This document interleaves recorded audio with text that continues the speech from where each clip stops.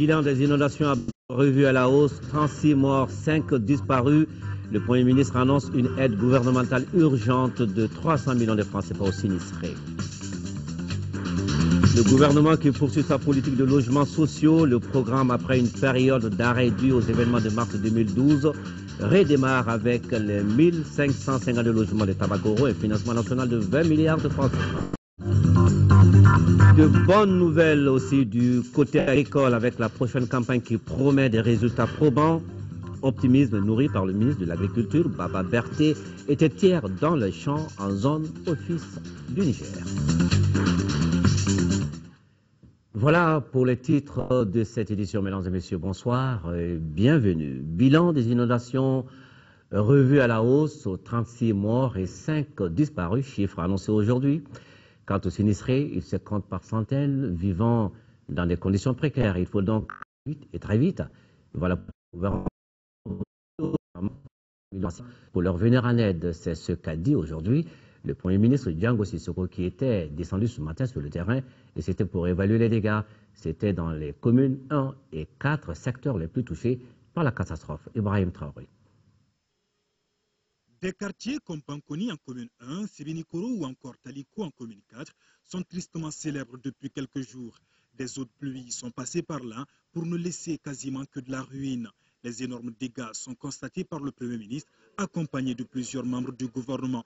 Les familles sinistrées sont hébergées dans des écoles. Nous avons constaté 5 sites d'hébergement des sinistrés. 2484 sinistrés.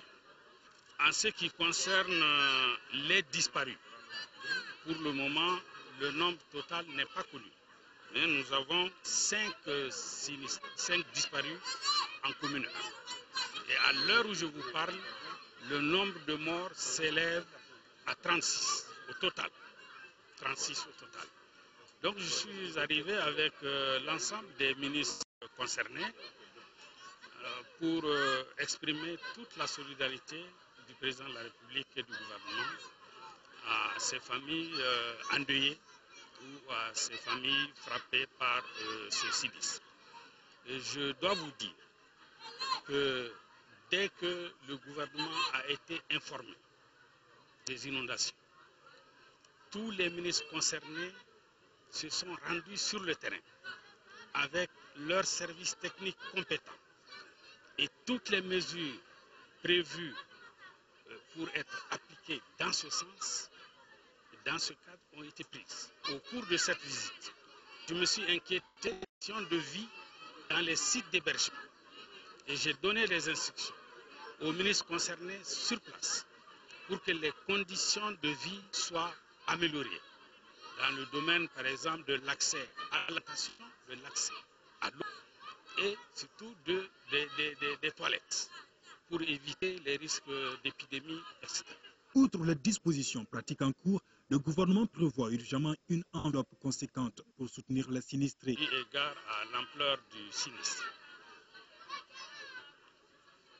au nom du président de la République et du gouvernement, j'ai décidé de mettre à la disposition des autorités qui gèrent cette situation 300 millions de francs CFA à prélever sur la part du filet social dont le ministre est ordonnateur.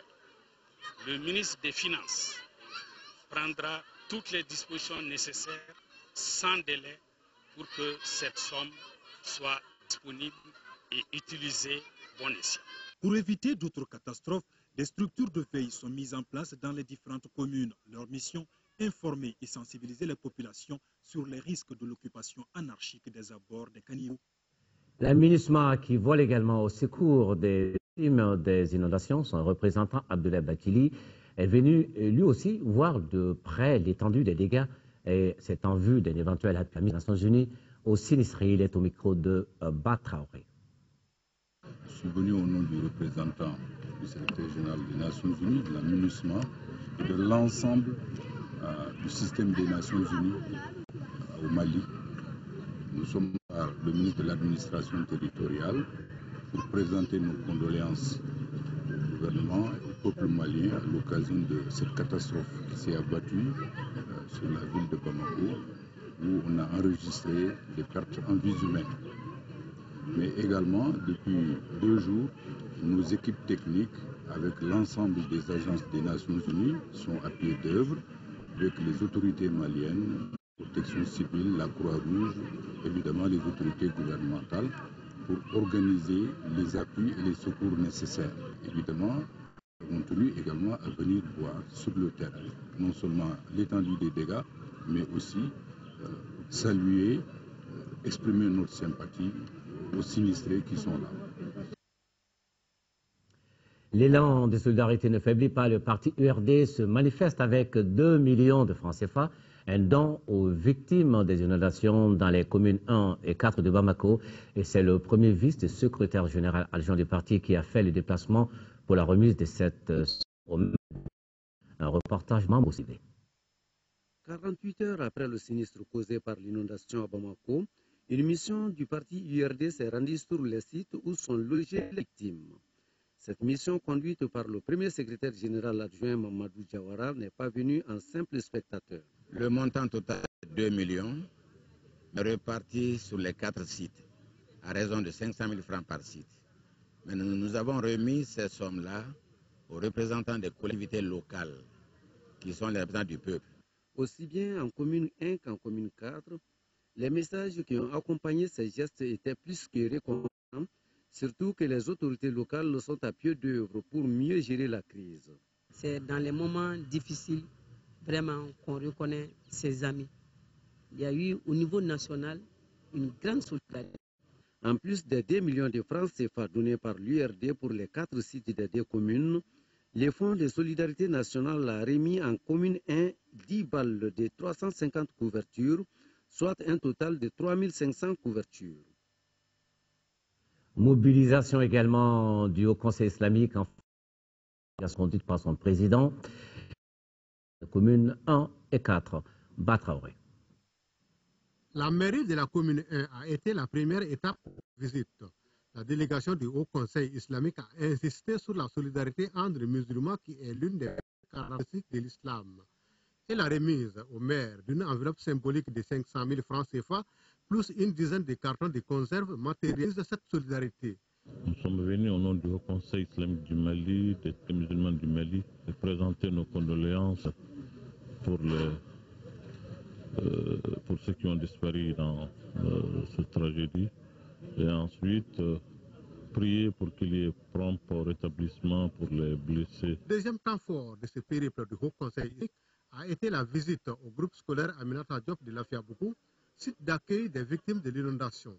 Après avoir remis au 5e adjoint au maire de la commune 4 une autre enveloppe de 500 000 francs CFA, le président de l'instance islamique lance un appel. Profitez aussi de cette occasion pour lancer un appel à tous les musulmans, non seulement de l'intérieur, mais de l'extérieur, pour venir vraiment en aide à nos frères et faire un geste spontané comme ils savent le faire dans des circonstances pareilles.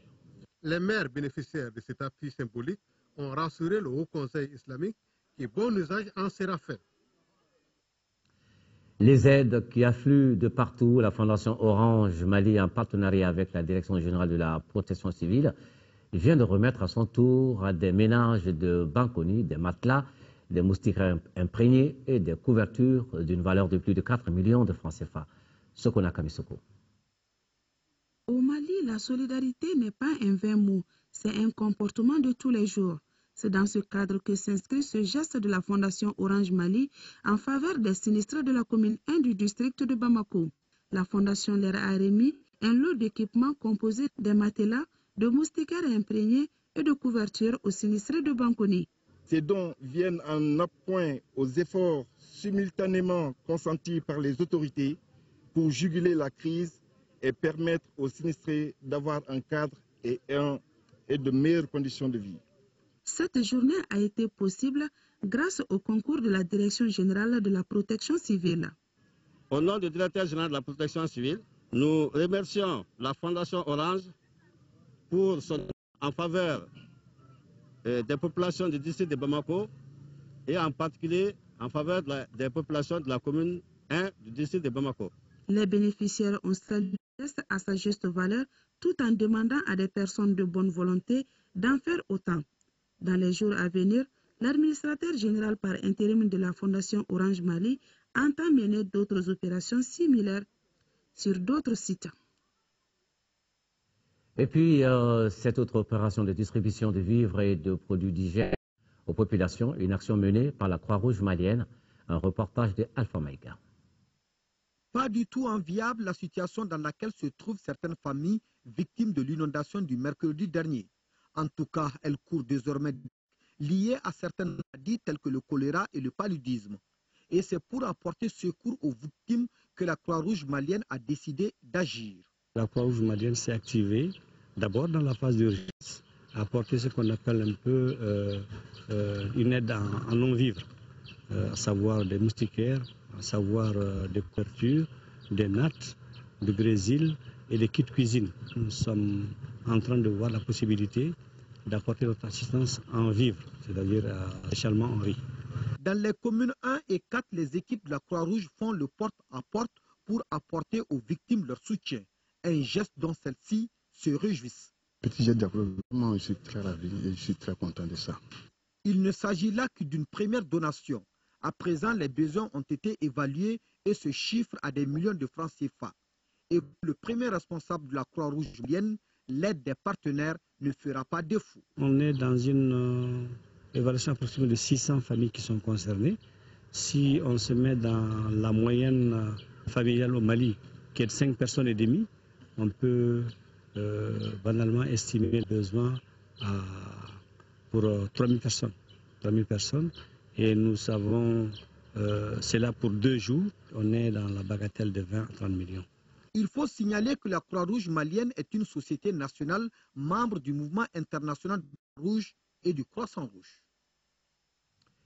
Notre équipe de reportage était cet après-midi sur un site d'hébergement des sinistrés à Korofina Nord. Là-bas, on dénombre quelques 66 ménages qui occupent des salles de classe. Total Mali est allé leur faire des dons en matériel, mais également en numéraire. Un reportage de Garibou Pérou. 5 tonnes de 1250 nattes et une enveloppe symbolique de 250 000 francs CFA, tels sont les produits du geste de Total Mali à l'endroit des sinistrés. Pour le 3e adjoint au maire de la commune 1, ce geste est la traduction de toutes les valeurs positives de la société malienne. Entre l'entreprise et la famille, il n'y a pas un grand pas à franchir. Entre l'entreprise et le développement, c'est en tout cas 2 frères qui doivent cheminer ensemble. Et pour nous, c'est aujourd'hui un acte aussi de développement que Total vient de poser et qui va nous permettre aussi de les accompagner à l'avenir. Nous ne sommes pas là uniquement pour chercher l'argent. Nous savons très bien que si nous sommes dans un pays, c'est que nous avons des clients. Ces clients, ce sont des gens qui vivent avec nous. Ceux qui vivent avec nous ont les problèmes de la vie. Et les problèmes de la vie, on les partage quand il y a de souffrance ou de joie. La commune 1 est constituée de 3 sites. Le groupe scolaire Baber Santara à Korofina Nord est le premier site. Il accueille aujourd'hui 370 personnes.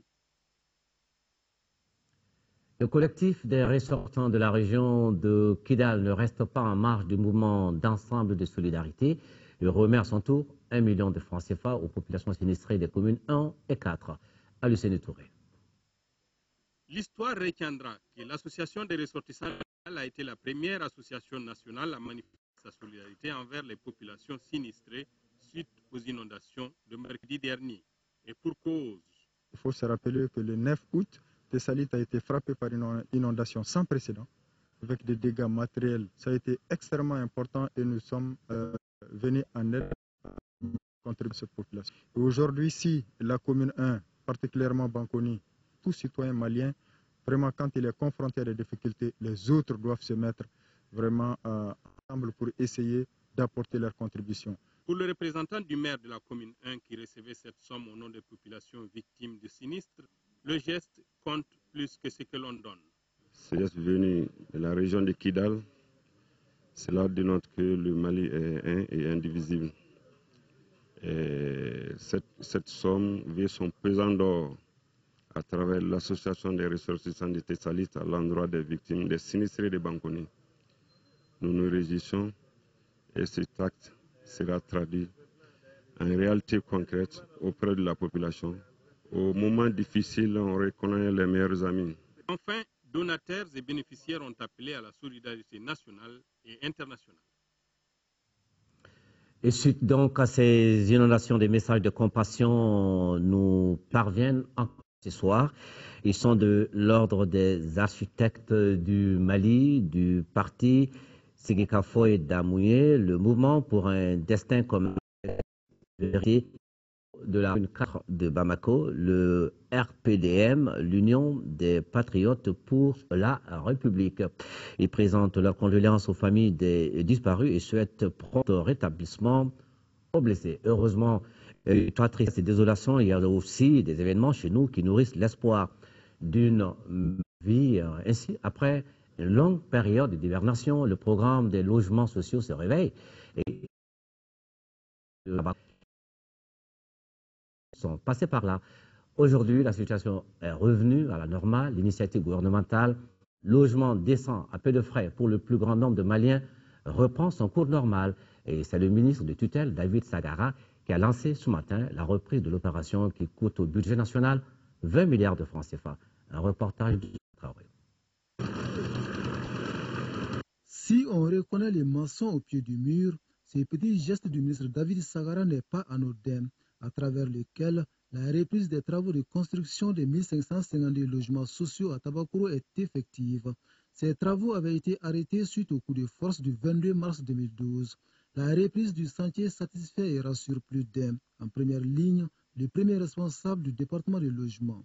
C'est vraiment un signe de montrer que nous sommes dans la relance effective de l'économie. Et vous allez voir sur le terrain des manœuvres, etc., des maçons, tout le monde va venir travailler. Et c'est aussi l'occasion de saluer les entreprises qui ont accepté de traverser la crise avec le gouvernement malien. Aussi le système bancaire, tous les banquiers qui ont accepté. Et je les exhorte, n'est-ce pas, à continuer. Continuer car il s'agit d'une question de solidarité nationale, indique le ministre David Sagara. La construction de 1552 logements sociaux à Tabakoro est financée sur le budget national à hauteur de 20 milliards de francs CFA. À ces financements, l'apport des banques a été inestimable et déterminant, notamment celui de la BHM et de la BMS, tout sous la coordination de l'Office malien de l'habitat. Nous avons été approchés par notre partenaire, l'OMH, pour trouver un mécanisme de financement pour terminer les logements qui ont déjà commencé. C'est comme ça que nous avons élaboré un schéma. La première phase prévoit un déblocage de 3 milliards correspondant à des mandats qui sont déjà assis. Donc, leur couverture ne tardera pas. Les travaux vont redémarrer sur cette base.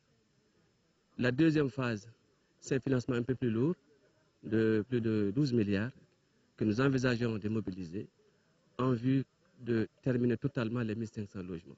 Au total, une vingtaine d'entreprises travaillent sur le chantier.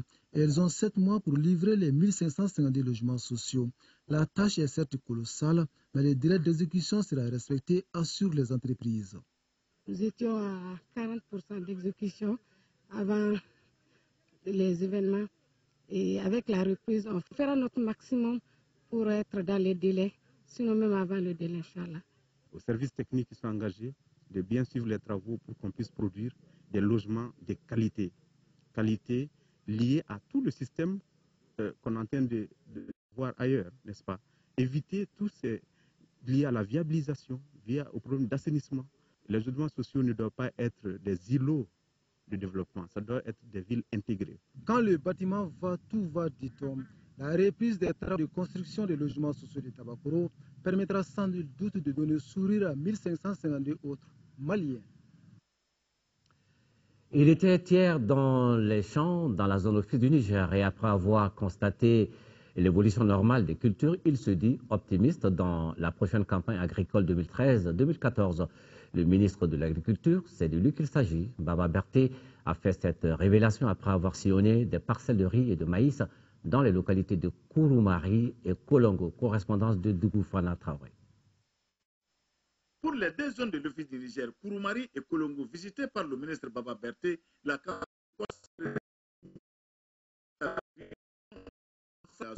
est aussi bon en zone exondée, telle dans le champ de maïs de la ferme de l'opérateur économique Modibo Keïta.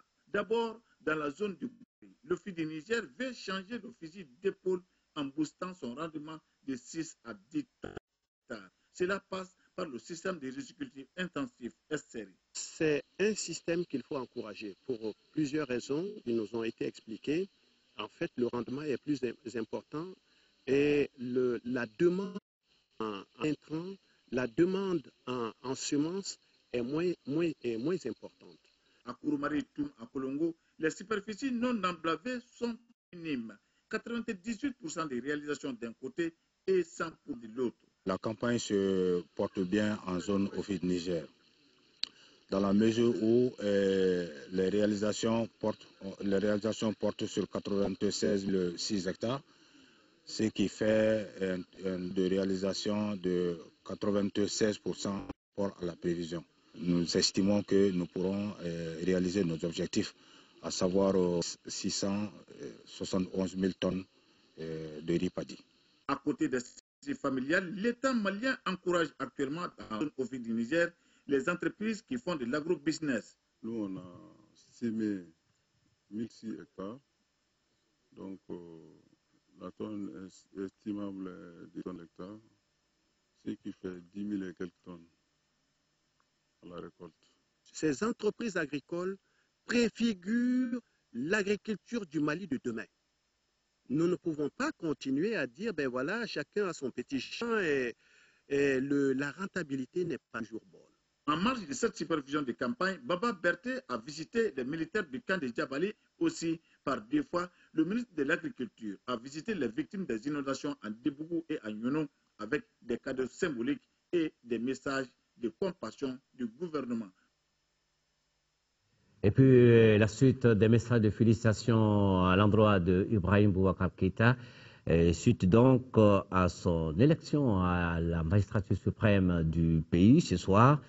Ces messages sont de l'Association des collectivités Cercle du Mali, l'Association des régions du Mali, l'Association des municipalités du Mali, l'Association Club pour l'industrialisation du Mali, l'Association des professeurs de la langue russe et sympathisants du Mali. Tous souhaitent au président Ibeka un bon mandat et s'engagent à l'accompagner dans sa noble mission de construction du Mali. Promotion cycle spécial 2012-2013 de l'école militaire interarmes EMIA de Koulikoro, composée seulement de médecins et de magistrats. Elle signait hier sa sortie officielle, une nouvelle formule qui traduit la volonté du Mali de doter ses forces armées en ressources humaines qualifiées pour améliorer la performance militaire dans le pays. Brahima Kone. Remise des épaulettes, cela marque la fin des 9 mois de formation de 15 nouveaux lieutenants du cycle spécial 2012-2013 de l'école militaire interarmes EMIA de Koulikoro. Ces officiers devront répondre à un besoin réel au niveau des services de santé des armées et de la justice militaire. Le major de la promotion, lieutenant Abdrahman Saliamaïka, s'est dit engagé à relever des défis importants. Le niveau de défi pour nous, c'est de redorer l'image de cette armée, de tenter d'améliorer la qualité des soins que l'on offre à nos hommes qui sont sur le terrain ou les terres d'affrontement, ou encore aux populations. On est là aussi pour les populations civiles. Le commandant du centre d'instruction, Boubacar Sadassi de Koulikoro, a prodigué des conseils aux officiers du cycle spécial 2012-2013 de l'EMIA. M'adressant à ces jeunes officiers comprenant 14 médecins et un juriste, je voudrais leur dire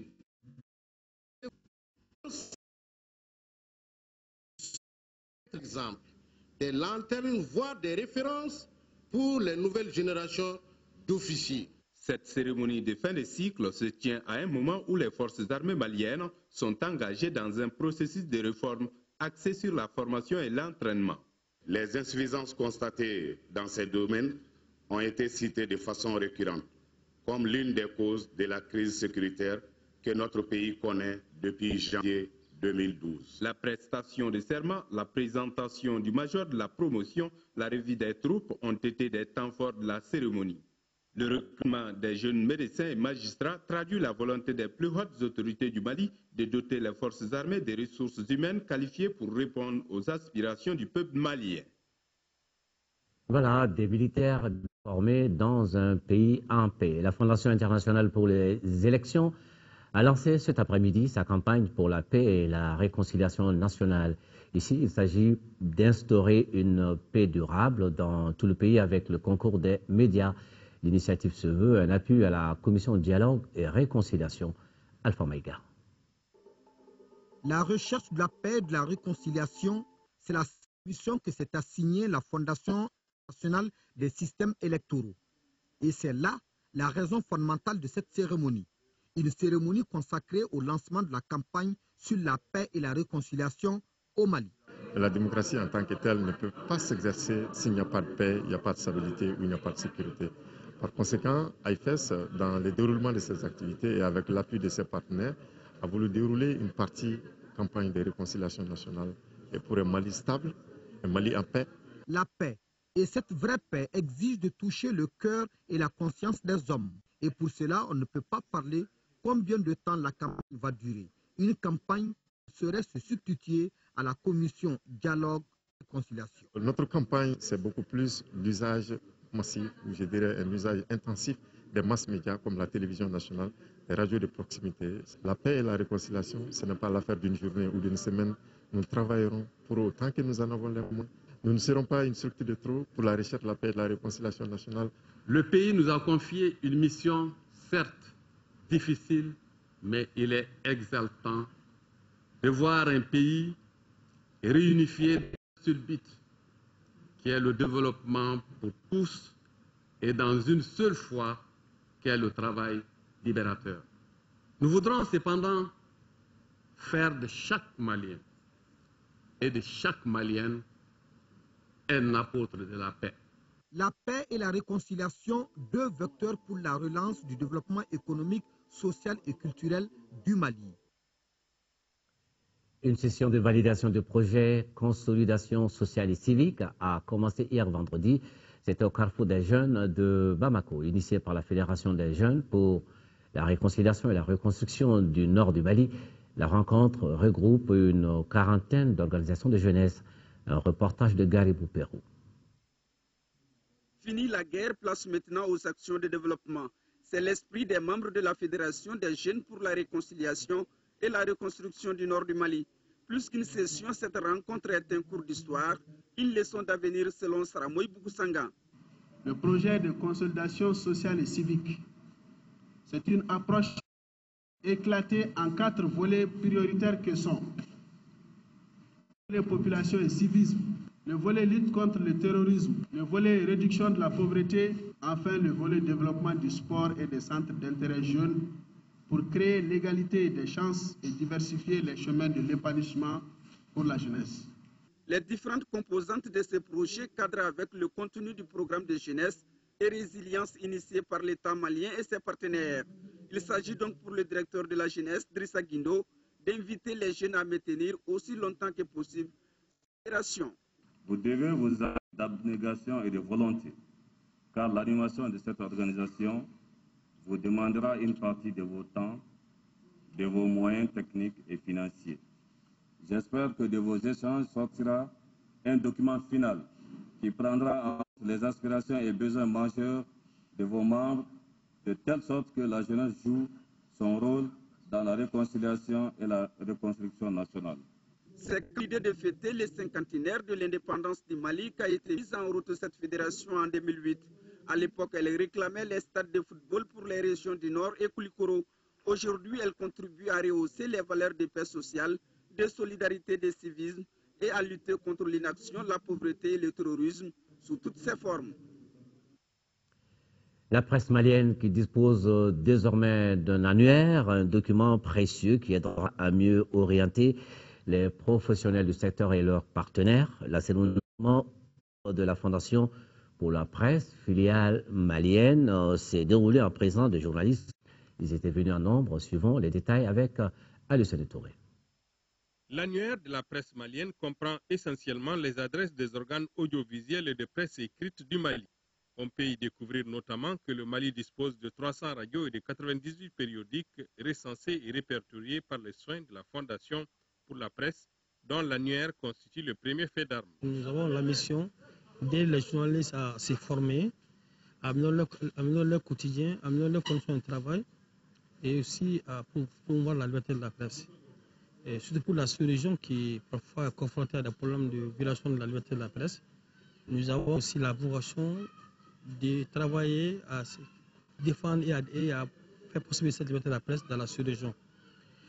Pour cette année, on a fait un annuaire qui est pour nous un premier pas pour marquer notre présence au Mali d'abord et surtout donner le coup d'envoi de nos activités au Mali. Par ailleurs, la filiale malienne de la Fondation pour la presse compte s'investir dans la formation des journalistes, l'élaboration des rapports annuels sur l'état de la liberté de la presse au Mali, ainsi que la participation à l'élaboration de textes réglementaires sur la presse. Pourquoi l'année 2013-2014, nous avons des activités qui concerneront surtout l'explication, la promotion, la sélection des autorités politiques et des autorités socio-culturelles, dans le sens de l'adhésion de tout le monde à la liberté de la presse, qui doit être en commun à tout le monde. Parce que s'il n'y a pas de liberté de la presse, si tout le monde ne comprend pas les enjeux et les contours, toujours des problèmes, et ça n'a profité à personne.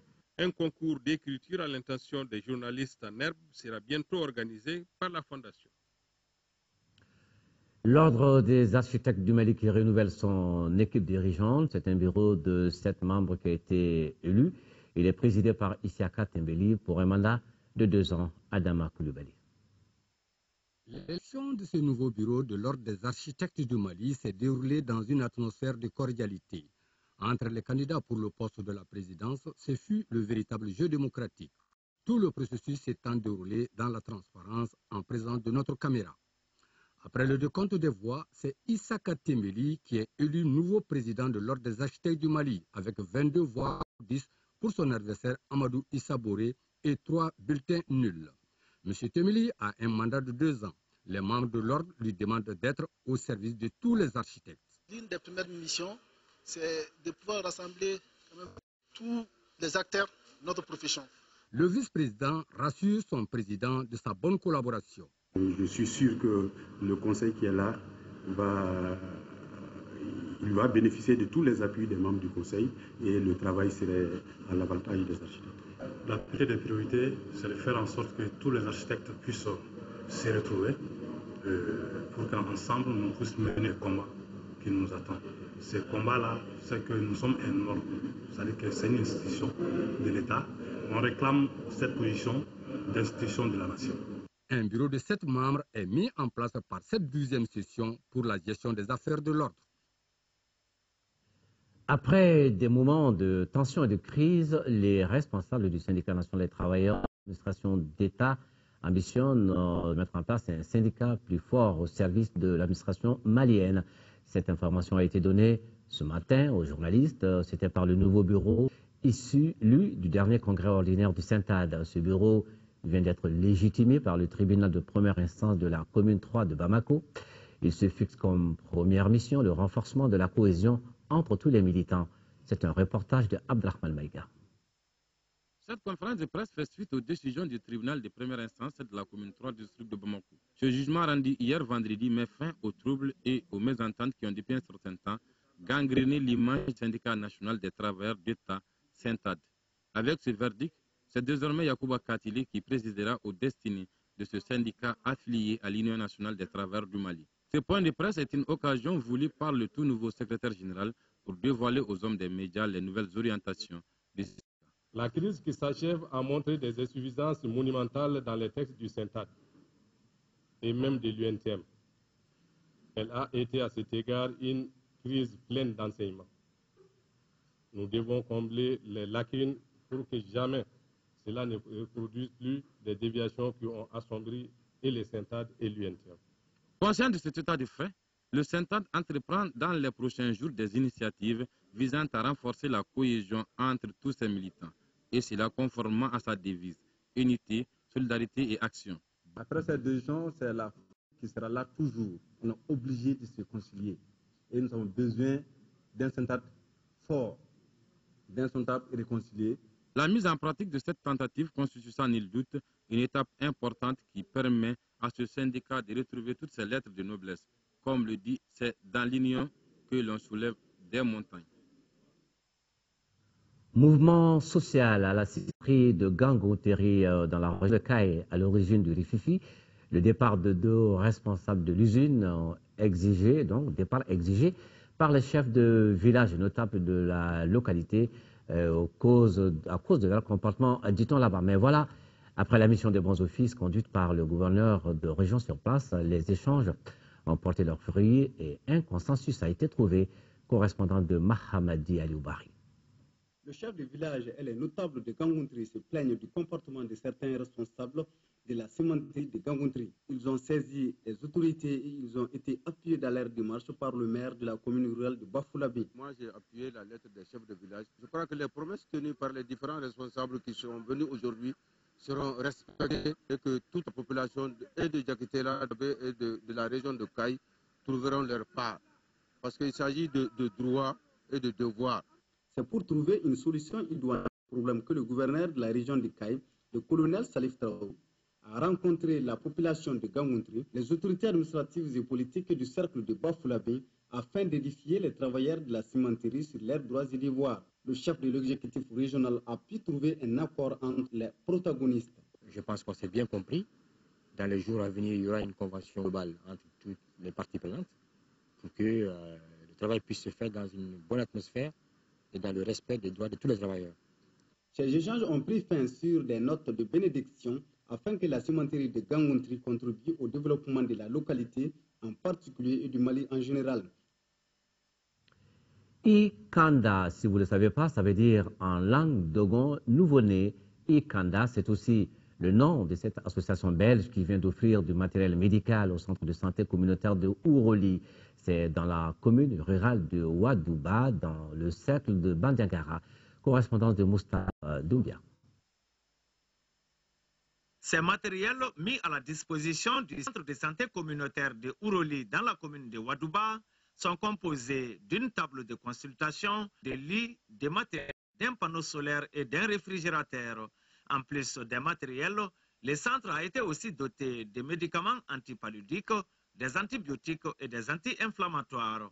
Le coût global est de plus de 4 millions de francs CFA. J'ai choisi vraiment le domaine de la santé pour essayer d'aider cette population, cette belle population, à s'en sortir d'une manière ou d'une autre. Et prochainement, ça peut être des coopératives locales et pourquoi pas d'autres projets dans un rayon plus large que mon village. Nous sommes contents que nous ayons l'opportunité de réaliser quelque chose dans un domaine si important pour vous, la santé. Les amis belges entendent également mettre en œuvre un projet appelé Mali Lumière dans le secteur de Ouroli.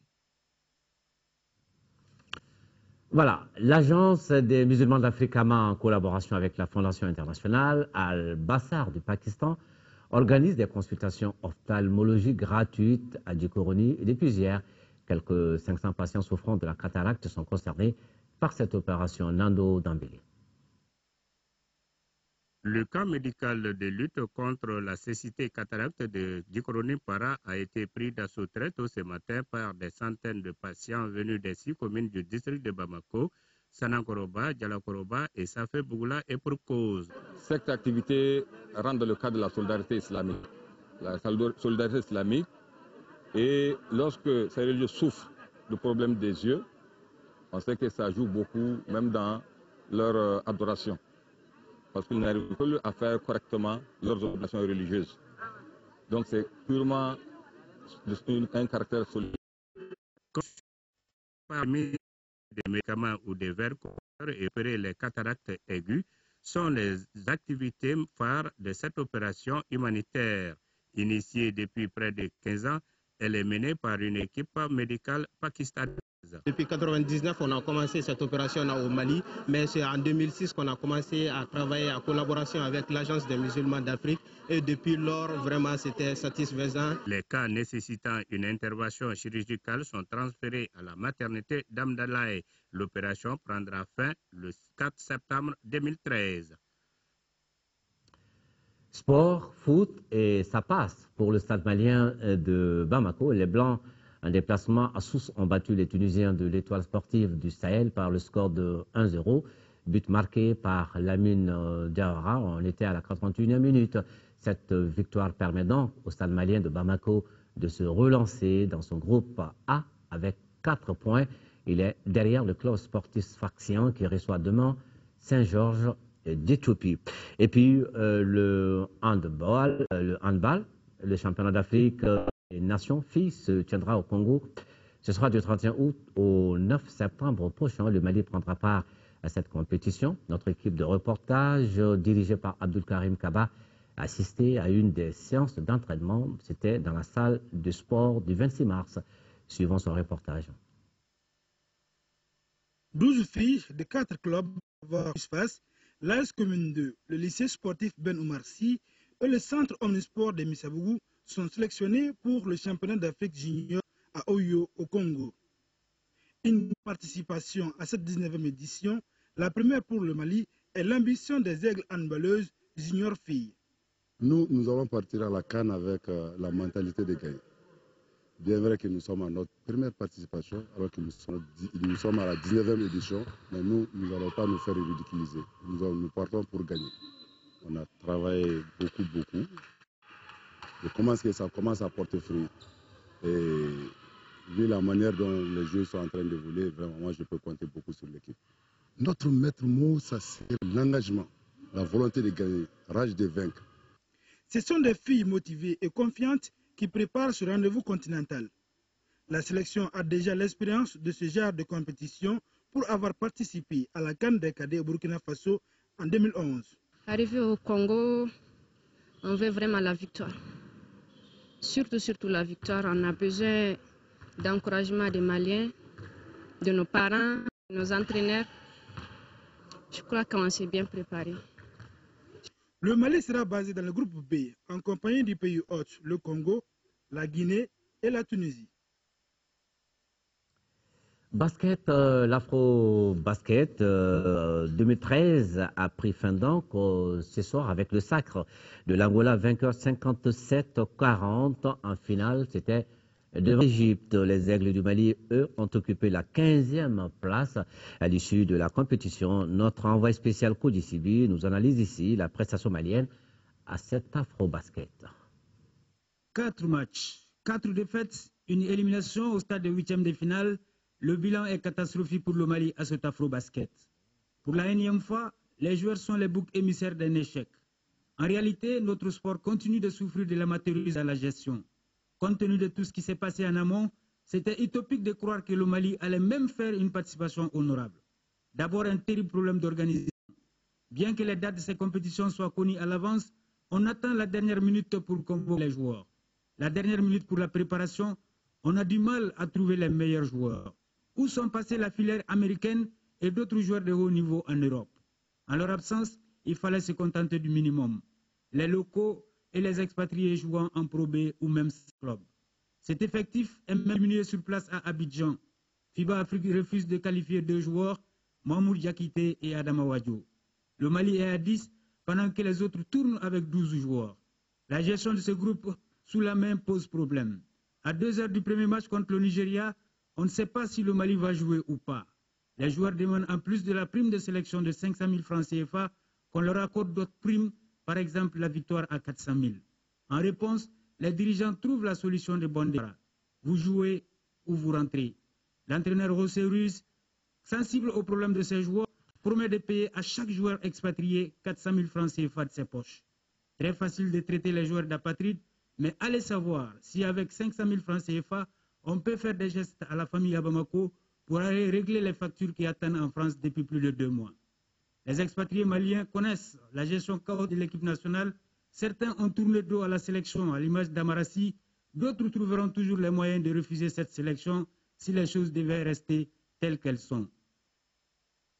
Voilà, Koji, tout ça c'est un peu compliqué. Le prochain rendez-vous sera certainement le bon. En tout cas, pour l'instant, l'Angola, l'Égypte et le Sénégal, eux, représenteront l'Afrique au prochain championnat du monde. C'est en 2014 et c'est en Espagne. Et puis, ce rendez-vous sur notre chaîne ce soir, à ne pas rater. Votre émission humanitaire Philanthropie sera diffusée et ce sera après les émissions religieuses chrétiennes. Merci d'avoir suivi cette édition.